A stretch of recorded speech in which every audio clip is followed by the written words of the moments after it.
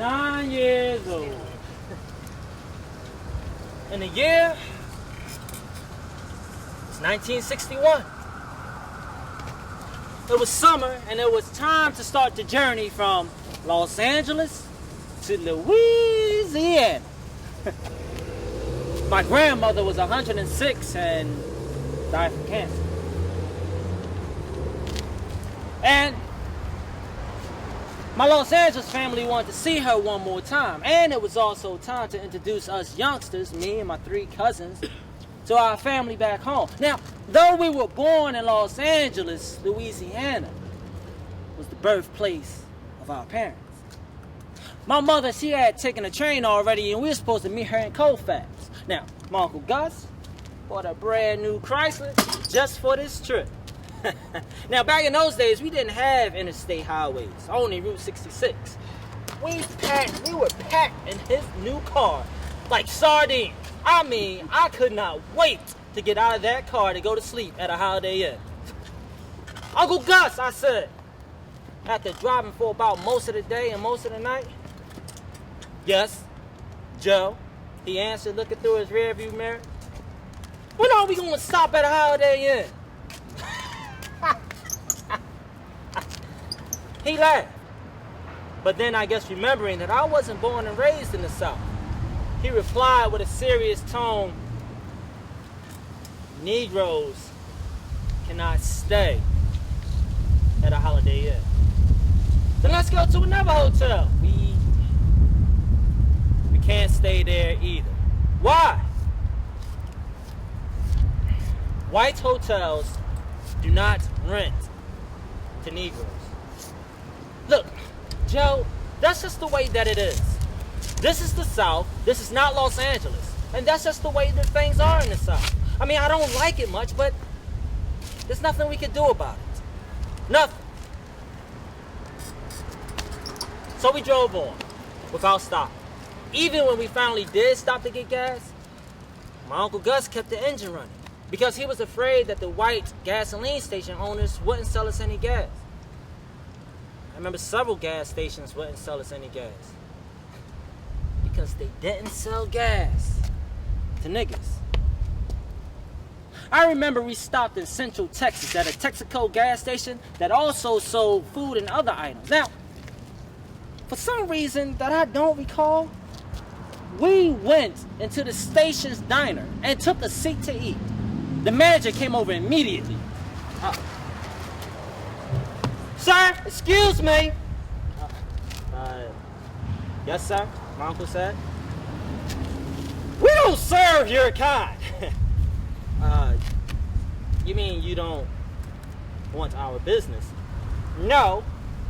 What I mean is, we don't serve or sell to niggers at the table.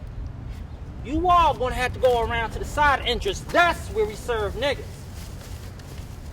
This is Texas. I can see your Yankee license plate comes from California. Don't you know we lynch niggas in this town? Don't you know where you are, boy? This is the South. Now you take your collective ass around to the back before I call the police. Sir, can we buy gas? Oh, yeah. I'll take your money. It's green, ain't it? As we were about to leave after getting our gas, the manager came walking up to us. He had a serious look, but not so mean now. And he said to my uncle under his breath, but very clear, now I'm gonna give you a little bit of friendly advice. You niggers better be out of here by nightfall. Now, I would hate to see something happen to your family. I can't say much, but by nightfall, you better be out of here. It was almost dark, and we just wanted to get back on the road. We hopped in the car, bone tired, but plenty scared. My Uncle Gus made a wrong turn by accident. And we ended up in the middle of town. Quite possibly Waco itself. I'm not sure.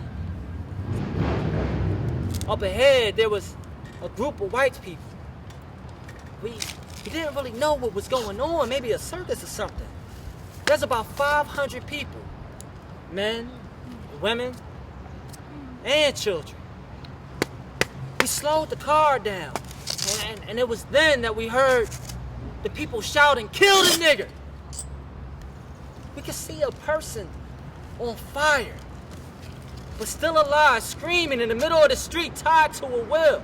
We could smell his burning human flesh. My uncle stepped on the brakes and he did a full circle in the middle of the road. And that got the attention of the mob. I heard somebody yell out, "There go some more niggas, let's go get them!" Through our back window, we could see people running for their cars and their trucks. But by then, my uncle had turned the corner and he put the pedal to the metal and we took off as fast as that Chrysler car could carry us. He turned out the lights and we drove for about 5 minutes in the darkness until the car careened off the side of the road into a 4-foot wagon ditch. And we made it just in time because we could hear what sounded like a careen of cars passing by, followed by police sirens. Nobody spoke. Nobody said a word. In fear that the slightest whisper would give away our hiding place. We stayed there for about 4 hours, which seemed like an eternity. I never seen my Uncle Gus afraid of anything. Then he finally spoke and he said, we're going to stay off the main road until we get through this town.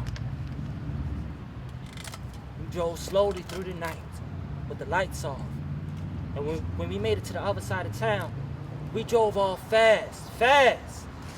My uncle finally said, "Woo! I gotta learn how to read. You never know, you might wind up on the wrong side of town." My aunt, who was still in a state of shock, said to him angry, "You almost got us killed because you ain't know where you were going."